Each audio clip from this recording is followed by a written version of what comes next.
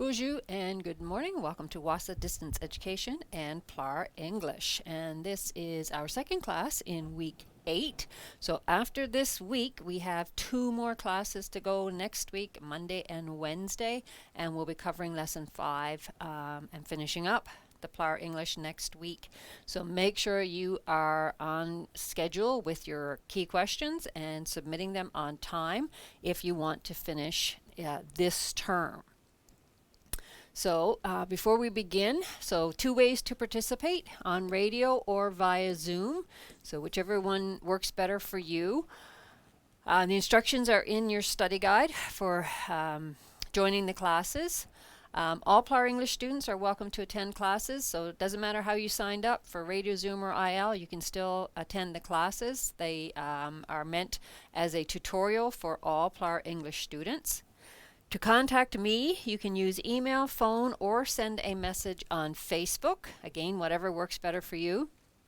And students who were working on the PLAR from last year can keep working on the key questions and continue to submit them this year. So you don't have to start over again. You can pick up where you left off.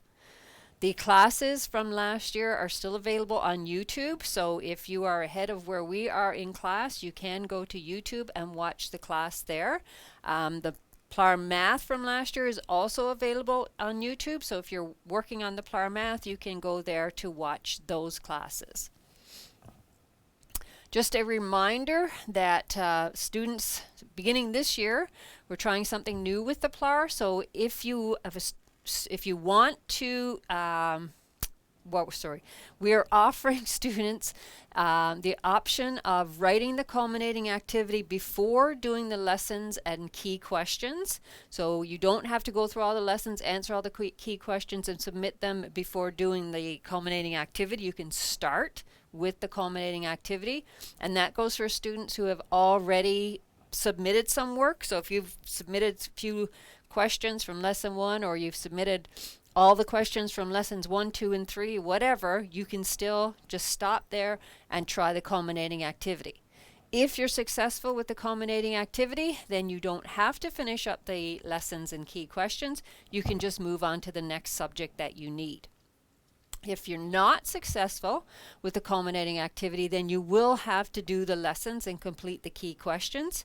And then once you're finished that, then you can write the culminating activity again. Okay, so keep that in mind. So for students who have to do the PLAR, you can do the culminating activity. It doesn't matter if you've done nothing or if you've done some of the lessons. You have that option. Just a reminder that there are 2 types of questions in the lessons. If you are doing the lessons, that we have support questions and we have key questions. The support questions are there for practice before you do the key questions. So do the support questions first, then near the end of the lesson, right before your key questions, you will find answers to support questions.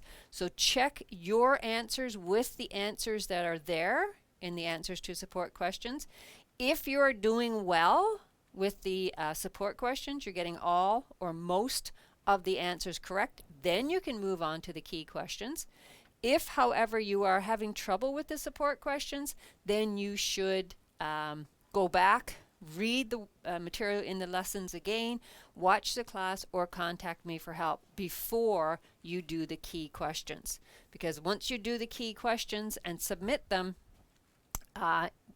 when I mark them, if you're not doing well, then I'm going to send it back to you and say, please make corrections and resubmit.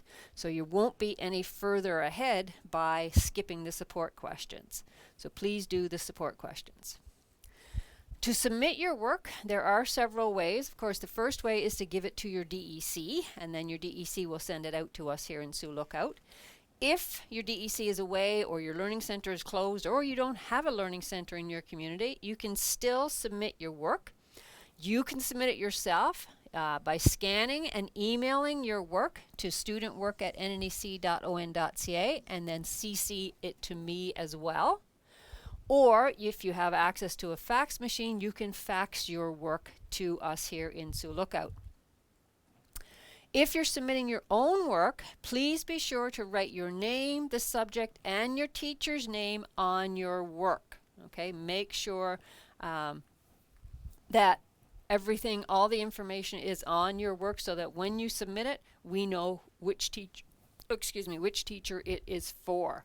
Okay, because the fax number and the email are general for all the teachers at WASA, and so it makes it a lot easier for our receptionist if you have your name and class subject on the work that you're sending out.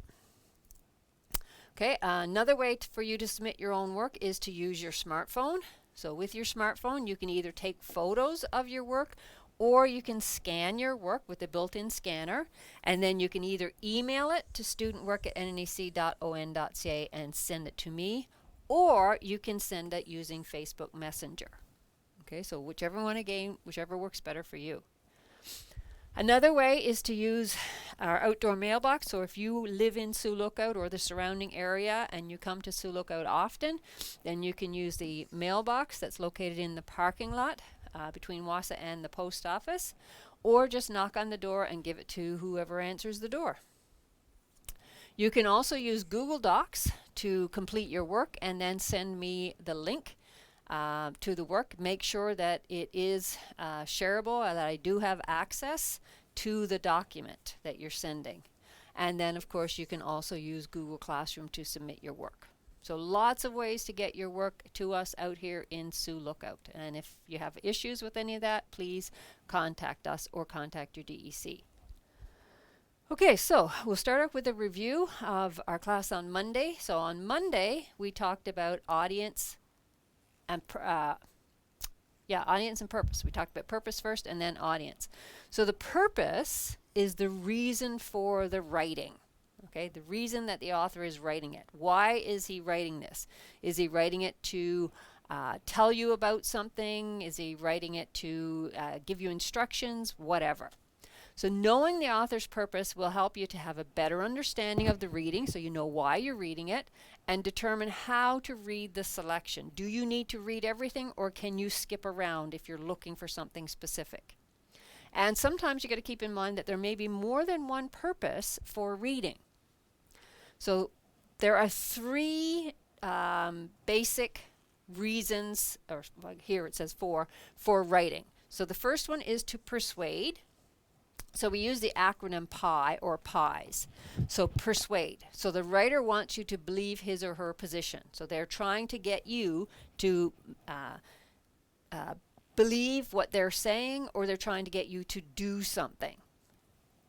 Okay, the next one is I, inform. The writer wants you to learn something about the subject. So they're giving you information. And for this one, it's all facts that they're giving you. No opinions or anything like that. The next one is E, which is entertain. So the writer wants you to have fun while reading. So they're not trying to tell you, give you information about anything. They're not trying to persuade you. They're just writing for entertainment. So short stories, novels, poetry, those types of things. And the S is to share personal experiences. So the writer wants to share a personal story or experience. And that can also be, and that's why S is not always here, because that can also be entertainment. Okay, because they're just sharing a personal story or experience. Again, they're not trying to get you to do something. Okay, so writing to persuade, so P. If the author's purpose is to persuade, he or she will try to get the reader to believe his or her opinion. The author wants the reader to feel, think, or act a certain way. There are some facts, but mostly the author's opinion is expressed. And types of persuasive writing include advertisements and essays. So this is where they're trying to persuade you of something, to do something, to act a certain way, those types of things. Okay, the I, writing to inform. When the author is writing to inform, he or she will present facts on the subject. So like I said, only facts. The author wants the reader to learn something from the reading. So the author will not express his or her opinion when writing to inform. They don't tell you this is good or this is bad or you shouldn't do this or whatever. It's just basic facts, good or bad. Types of informational writing include recipes, directions, and textbooks. They are designed to give information. Okay, writing to entertain. If an author is writing to entertain, the goal may be to tell a story or describe characters, places, or events. The author wants the reader to enjoy the story or passage. Examples of entertaining texts include plays, poems, and stories. So it's just entertainment. And then writing to share experiences, like I said, is part of entertainment. When the author writes to share experiences, he or she wants to share memories or interesting hopes and dreams. So it's more personal. Authors usually share personal experiences in diaries, letters, and journals. The author will include his or her opinion when sharing personal experiences. Okay, because it's personal, so they can tell you how they feel about something. Okay, so those are the purposes for writing. I don't have it in here, but we also talked about the audience, and the audience is who is reading your writing. Now, generally for a school subject, your audience is going to be your instructor, but you can't write as if you're writing for your instructor or your teacher, because then sometimes you assume that the audience or your reader knows more than you do, and you might leave out information. So lots of times an assignment, or I shouldn't say lots of times, but sometimes an assignment will say, write a letter to your MP, or write a letter to your mayor, or write a letter to your teacher. So in those cases, it's a specific audience. It tells you who you're writing a letter to. But generally, you should, when you're writing something, think that you're writing it for your teacher and your classmates. Okay, so you want to give a lot of information in case people don't know, but you don't want to go overboard and give too much information. Okay, so that's what we did on Monday, purpose and audience. So key question 15. So today we're hoping to get through graphic texts and summary writing. We'll see how it goes. So in your lesson on page 11 is information on graphic texts. So page 11, 12, 13, 14, 15 is all information on graphic texts. Page 16 is support question 27. So again, do that support question before you move on to the key question. And the next page as well. It's part of your support question. Okay, so graphic texts. What are graphic texts? Graphic texts combine words with graphics or visuals, such as pictures, tables, maps, schedules, and graphs. So that's why they're called graphic texts, because they are graphic. They have words and pictures. Often, a writer will show information with graphics because it requires less space and provides the reader with a lot of information at a glance. So it's quick. You can get your information fairly quickly. You don't have to read through, several paragraphs. Pamphlets, posters, and even booklets are common examples of graphic texts. So if you look, here's a few examples. So a poster, tips for a healthy lifestyle. It'll have some words, and it'll also have pictures. Okay. This one here, data visualization, a Venn diagram. Okay, so some will have different diagrams, some will have words and pictures to help you get meaning from the text instead of putting a whole lot of explanation. Okay, so there is a specific way to read a graphic text. There are certain things that you need to focus on. So first of all, before reading, look over the text to determine what type it is and which elements are used. So take a look at the text. Okay, I'm going to split my screen here so we can see. Okay, so look over the text to determine what type it is and which elements are used. So let's look at this text here, How to Study, Get Smarter, and Succeed in School. So look over it. There's pictures, there's words. There's not a whole lot of words here, just a little bit. The title is about how to succeed in school, and so obviously it has some tips. Examine the titles, headings, captions, and images. Start with the title. The title tells you what the graphic is about. The captions may also use words and phrases from the text to show how the graphic is related to the information in the written text.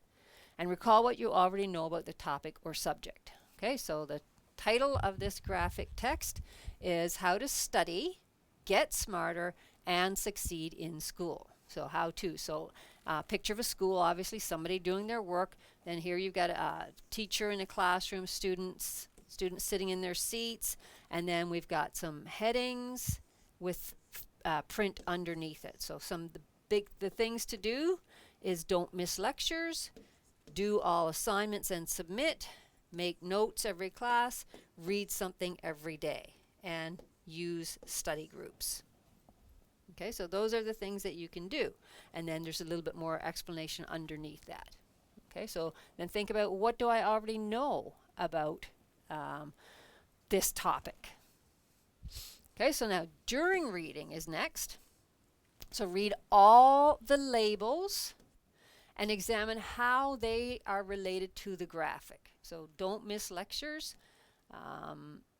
You know, being in class, there's a picture there. Do all assignments and submit, people working. Make notes in every class, just a graphic of someone making notes. Read something every day, graphic of someone reading. Use study groups, a bunch of people sitting around a table. So the labels or the topics and the graphics match. So if you look at just the graphics, you can still get information from that.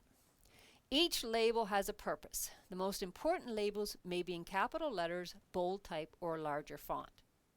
Follow the arrows and lines. So if there are any, not every graphic text will have arrows and lines, but if there are arrows and lines, follow them. They may be used to show movement or direction or connect to the things they name. Look for the use of color or symbols to emphasize important words and information. Some graphical texts have a legend or a key to explain the meaning of specific symbols and colors. So that would generally be in a graph. So you probably can't see this here very well, but there's a bar graph, and then at the top is the legend that shows what each color stands for. Okay, in this one here, how to succeed in school. So we have banners with the words, and in here it's white on a blue background. Then we've got a white on a yellow background. This one is in red print, and this one is in blue print. So it varies just so that it's not boring.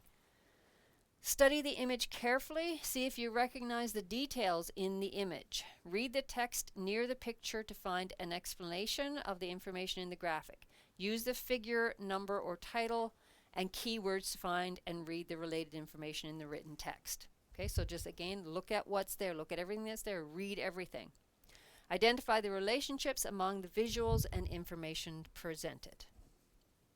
After reading, interpret the information conveyed in any of the graphics, diagrams, charts, graphs, math. Ask yourself why this information might be important. Okay, so interpret the information in your head. What does this mean? It means that there are certain things that if you want to be successful in school, you want to pass, you want to get your credits, there are certain things that you have to do.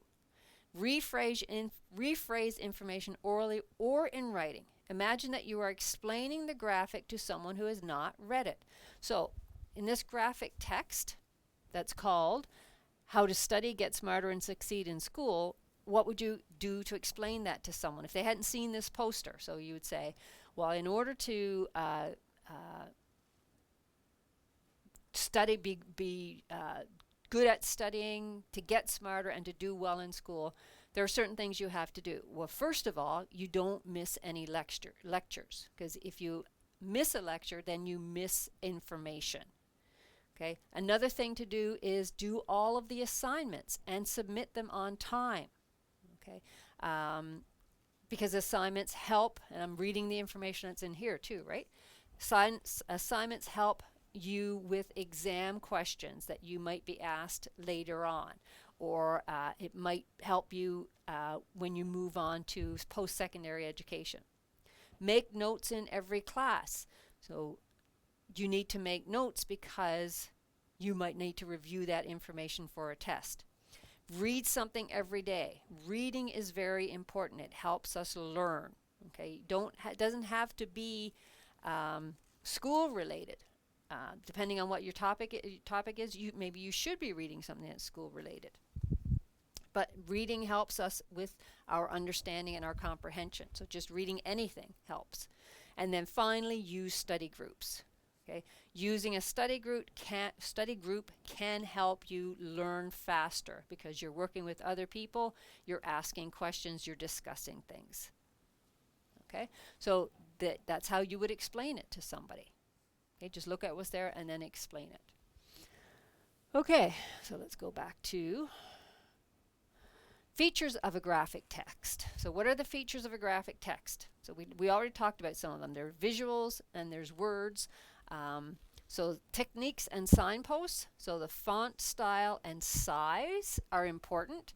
Headings are largest, so the titles are largest. Subheadings are medium, and the text is the smallest. Headings capture the reader's eye first. Consistency for each of these three types is key. An element of script that is not consistent with these types would draw the reader's attention. So if I go back here and we look at this again, so you can see that the heading is the largest, or the title. Then we have the subheadings, don't miss lectures, and then we have the text that's the smallest. Okay, columns. If there are columns, look at them. Organize information so that the reader scans information from top to bottom. So this text doesn't have columns, but some do. Sometimes there are rows, and rows organize information so that the reader skims information from side to side. So columns go up and down, rows side to side. Using the upper left corner typically contains the most important information because this is what the reader reads first. Bullets, also known as nuggets or points, draw the reader's attention to a list of special features or examples. Boldface is used to highlight specialized items, keywords, or words used for the first time. So words in bold allow the reader to skim and scan easily and quickly. Words in bold also allow a reader to locate information without having to read an entire text, so it's easier to see. Reversed type, okay, so we do have boldface here, so the subtitles, don't miss lectures. Reverse type, so like down here, make notes in every class. So instead of black on white, which is what's happening with the text, for a heading, we can do it the reversed type. So white on black or different color. So white type on a black background provides greater impact than the usual black type on a white background. White space. So you can see in this graphic there's a ample white space. There's white space all the way around it. A picture or a piece of text draws the reader's attention if it is surrounded by white space. The more space surrounding it, the more attention it receives. Enlarging. The enlargement of shapes, logos, clip art, and pieces of text will draw the attention of the reader because of their dominance. To surround a large image or block of text with smaller ones, as with word webbing, creates a central focus and a sense of balance for the reader. So we looked at word webbing back in lesson 1 when we were writing a paragraph. Tilting and curving. These techniques attract the reader's attention because they are out of the ordinary. Text boxes. Organize, separate, and differentiate blocks of text. Okay, so there was an example of text blocking back here. So here you got your text blocking. So each piece of information is in its own little block. Okay, chart, a graph, or a table, depending on what your information you're presenting, condenses information to allow for quick references by the reader. Patterned versus random layout, so arrangement of visual elements in either orderly or abstract fashion can either create a soothing or jarring effect on the reader, so it makes it stand out. Tinting and shading allow the reader to readily differentiate adjoining boxes or cells containing text. Symmetrical versus asymmetrical, the balance versus imbalanced placement of images on the left versus the right sides of a page. And asterisks, so those little stars, alert the reader to view a footnote containing special conditions, restrictions, a definition, or an explanation of material just read. Okay, so those are the different elements that are used in graphic text. Okay. For graphic text, we often use skimming and scanning.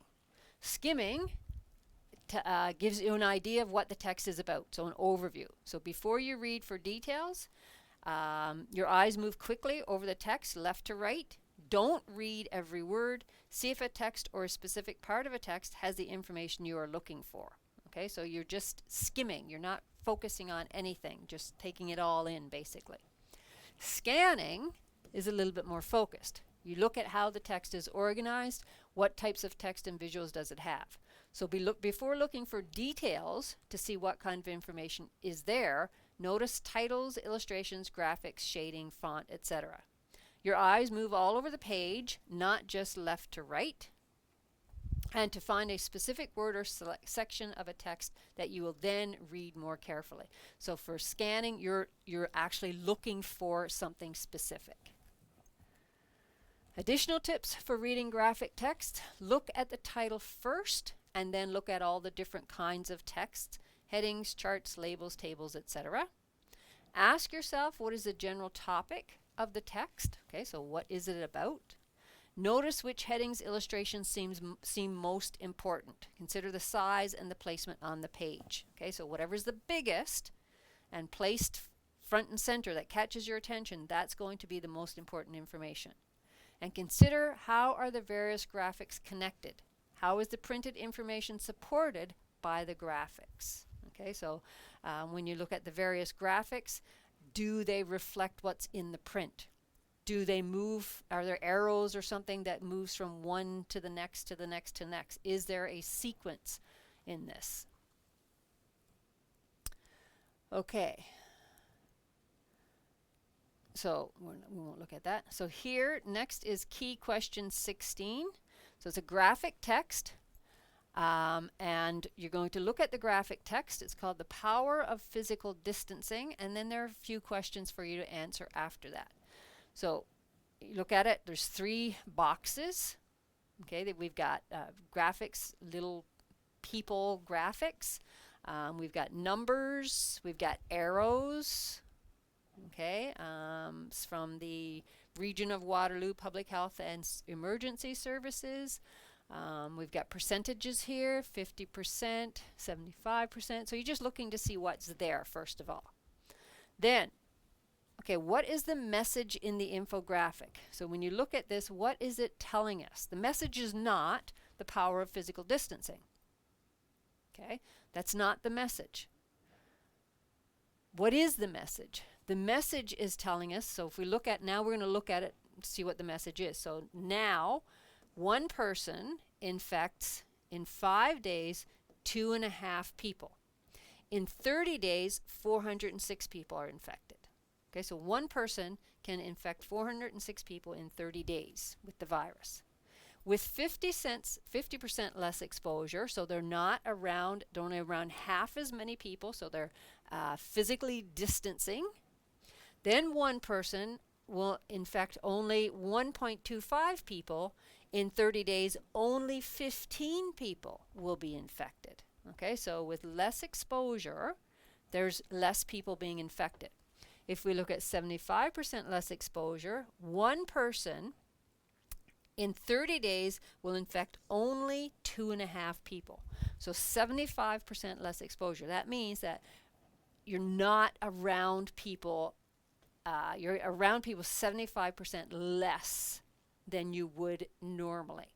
So you're not out and about visiting people and just going to the grocery store every day or going, different places every day. You're limiting how much exposure you are getting and how much exposure you are giving. So then that means that the message is that with less exposure, less people will be infected. Okay, so again, the message is not the power of physical distancing. The message is that with less exposure, less people or fewer people will be infected. Or you could say physical distancing will reduce, or if people practice physical distancing, fewer people will be infected with the virus. Okay, so that's the message. Okay, number 2. In your opinion, what makes this infographic successful in communicating its message? Okay, so it communicates its message. What makes it successful? Okay, well, it's the visuals are easy to read. Okay, so it's very short. You got, small poster, 3 boxes that you look at. Read just a few numbers, just a few words. It's not a long printed thing, so it's effective because of the way it's presented, because there's less words to read, and the visuals help to get the message across. Okay, the next page, next question is, use the information in the infographic to write a paragraph that gives the same information. Be sure that you have a topic sentence. So what is this paragraph about? So remember, when you write a topic sentence, you make a statement. So your statement can be your message. Physical distancing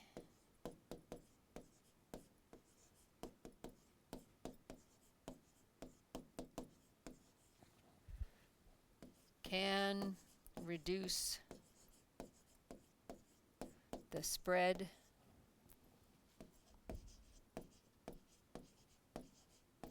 of viruses. Okay, that's one thing you could say. Physical distancing can reduce the spread of viruses. You can say something like, if people practice physical distancing, less people will be infected by viruses. You can say the flu or COVID or whatever. Okay, so your topic sentence, you're making a statement. Then 2 to 3 body sentences. So what you can do is then, let's go back here. Okay, so then you've got 1, 2, 3 boxes, so you can explain what's in each of the boxes. So detail 1, without physical distancing, I'm just going to PD, 1 person can infect as many as, what does it say? 406 people in 30 days. Okay. Detail number 2 is box number 2. Okay. With 50% less exposure, 1 person will infect only about 15 people in 30 days. Detail number 3 is box number 3, 75%. So with 75% less exposure, 1 person will infect only 2.5 people in 30 days. And then your closing sentence can be something like,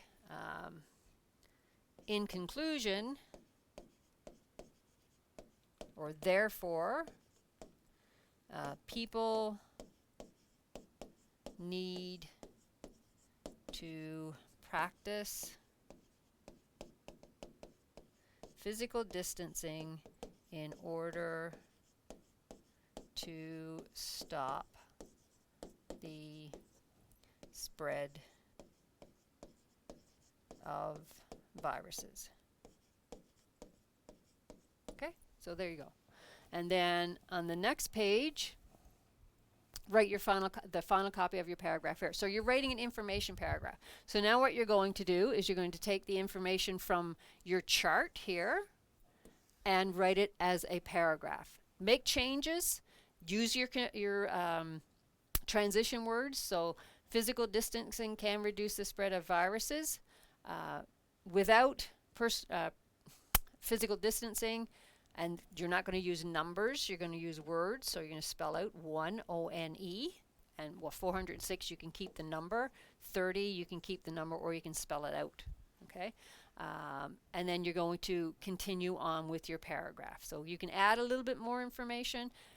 You can say tell how to practice physical distancing. Okay, physical distancing is when people stay away from people more often, or people don't go shopping every day. So you can talk a little bit about what physical distancing is, type thing as well in your paragraph. Okay, so that is key question 6. 16. So do that one. There's a information paragraph rubric there, same one from lesson 1. I'll be using to mark your paragraph. Okay, so the next thing is how to write a summary. So basically, when you're writing an information paragraph, you are kind of writing a summary because you're summing up what is in that chart that we just looked at. So beginning on page 18 in your lesson is information on how to write a summary. Page 19 and 20 is more information on how to write a summary. On page 21 is a short story. 21, 22, 23, a short story, and then there's an example of how to write a summary again using that short story, and then support question 28 is on the next couple of pages for you to do that support question, and then you can check your answers at the end. Okay, information there on transition words to use as well. Okay, so let's look at how to write a summary. So as I mentioned, a summary is just a shortened version of a longer text. So you're just putting it in less words. You're focusing on the main events. So number one, the first thing you have to do obviously is read the text thoroughly. And you might need to read it several times in order to get the message. So on the first read, so the first time you read it, focus simply on reading instead of pausing and taking notes. So just read through it. Try to identify the purpose. Is it to inform, to entertain, or to persuade? The supporting argument and any additional details. When you read the text the second time, you can make comments in a notebook or in the margins of the text if you have a physical copy. So take notes to identify the main idea. So write the main points, themes, or thesis you recognize in the text. To identify this concept, try to determine the tone and the category of the text. So again, is it an essay or a scientific article? Next, try to find any repetitions in the text. So if something is repeated over and over, then it generally means it's important. Read the title and determine the publication place and date as well, and that can help you learn more about the audience. Okay, number 3, identify the main arguments. Reread the text more carefully to find elements that support those main points. For example, you can look for repetitions, details referring to the title, or descriptions of characters. So some tips: print a paper copy or use a digital version that allows you to take notes. Look for the sentence that tells the main concept in each paragraph and underline it. There might be a title for each paragraph. After you finish reading the entire article, read the topic sentences you underlined. Okay, so these are some of the things you can do. Circle any unknown words. So if there's something you don't know what it is, circle it so you'd look it up. Number lists of ideas, causes, and reasons. Place asterisks next to important ideas or definitions. Place brackets around important passages. Draw arrows to show relationships, and underline main ideas with full lines and minor ideas with broken lines. Okay, prepare your draft. Rephrase those sentences on the side of the page or in your notebook. When you note these elements, consider writing them in your own words and leave out any unimportant details. Write down the author's first and last name and the title of the article for later reference. Okay, so you're going to basically what you see here in this example is what you're going to do. So you're going to make notes. Okay, you're going to underline things. You're going to circle things. You're just going to focus on everything. Okay, so the cost of clothing is a concern for most American families. Oh, sorry, this is the summary, and then it's just the editing after. So just underlining and just editing it, marking it up. In the article for Newsweek's parenting column, Springen 2008 offers this advice to parents tackling back-to-school shopping. Steer your kids towards affordable stores like Old Navy and H&M, but don't force them to buy knockoffs. Okay, so putting in notes for things to check. Okay, this is how you edit, revise and edit your own work. Cross things out, underline things, make it better. Okay, maybe you have something in there you don't need in there. Okay, next is to write the summary. You can start your summary with the author's name and the title of the text. So you should start your summary with the author's name and the title of the text. In the story, so for example, you can use some variation of, according to Martin Summers, this is the author, this is the title, The Child and the Wolf, to introduce your text. Then include the thesis of the author in your first sentence. So according to Martin Summers, in The Child and the Wolf, the whole idea of parenting is to let your children explore, or something like that. Then include, ideally your first sentence summarizes the text, while the rest of your summary restates the main concepts that support the thesis. It's essential to use your own words and paraphrase these ideas. Try to make your summary as concise as possible by avoiding examples of unrelated facts. So you want to make it as short as possible without leaving out too much, but making sure you get in enough information. Number 6, quote the author. Quoting a specific passage from the author may be one of the best ways to explain their main point. If the author has a credential, such as a position of power or a relevant award, you can mention it to help demonstrate the authority of the text. So for example, you can say something like, in his lecture about inflation, Polders, a professor in economics at the Southern University, so you're telling who he is to give it more value, okay? To introduce the author and make the claim that comes next to sound more reputable. Okay, so we already talked about punctuation marks.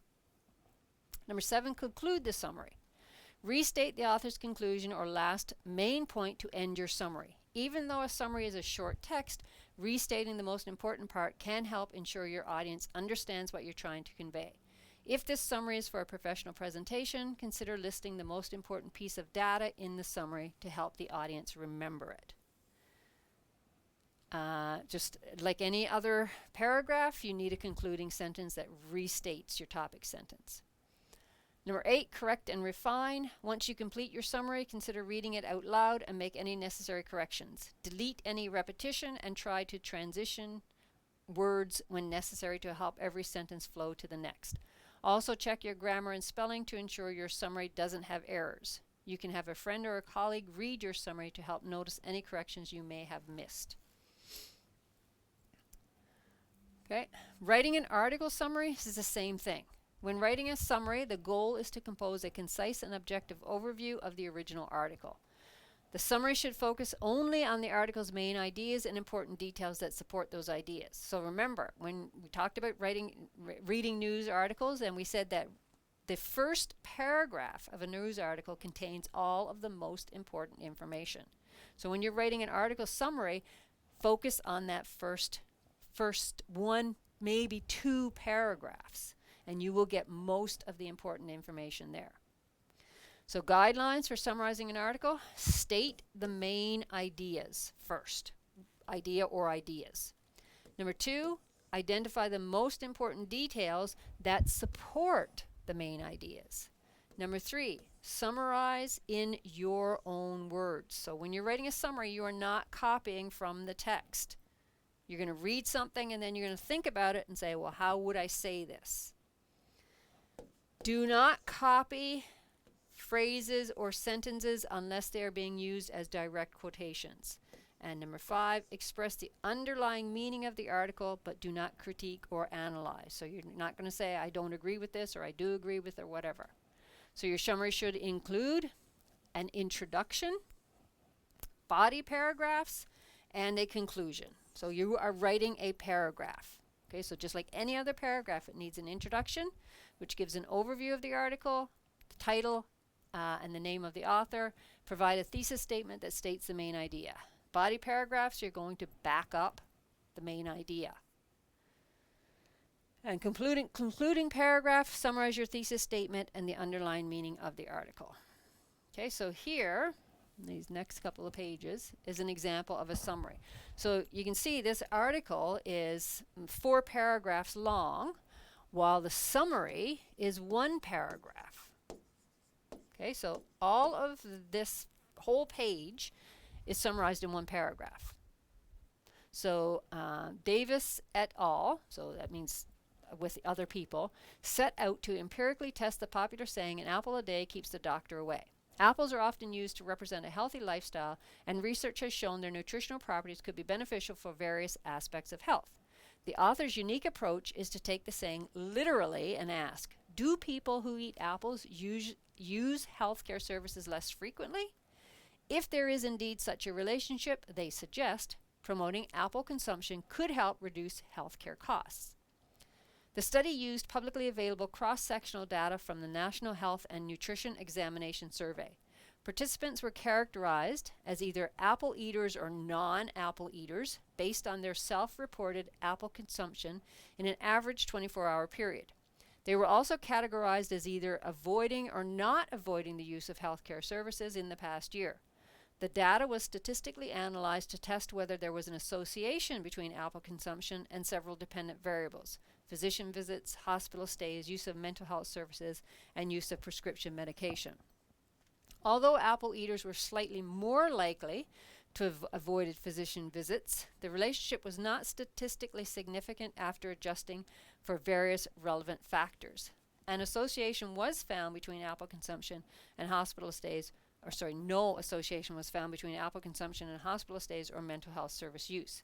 However, apple eaters were found to be slightly more likely to have avoided using prescription medication. Based on these results, the authors concluded that an apple a day does not keep the doctor away, but it may keep the pharmacist away. They suggest that this finding could have implications for reducing healthcare costs, considering the high annual cost of prescription medication and the inexpensiveness of apples. However, the authors also note several limitations of the study. Most importantly, that apple eaters are likely to differ from non-apple eaters in ways that may have confounded the results. For example, apple eaters may be more likely to be health conscious. To establish any causal relationship between apple consumption and avoidance of medication, they recommended experimental research. Okay, so here is, like I said, 4 paragraphs about their research, and then the summary is 1 paragraph. Using national survey data, Davis et al., so got the author's name in there, tested the assertion that an apple a day keeps the doctor away and did not find statistically significant evidence to support this hypothesis. While people who consumed apples were slightly less likely to use prescription medications, the study was unable to determine a causal relationship between these variables. Okay, so that is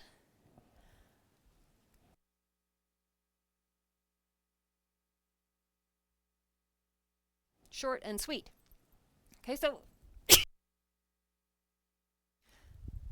So that is how you write a summary. You read through it and then you figure out what the important parts of it is. So the important parts are that they decided they wanted to test and see if an apple a day actually keeps the doctor away. They found out that it didn't necessarily.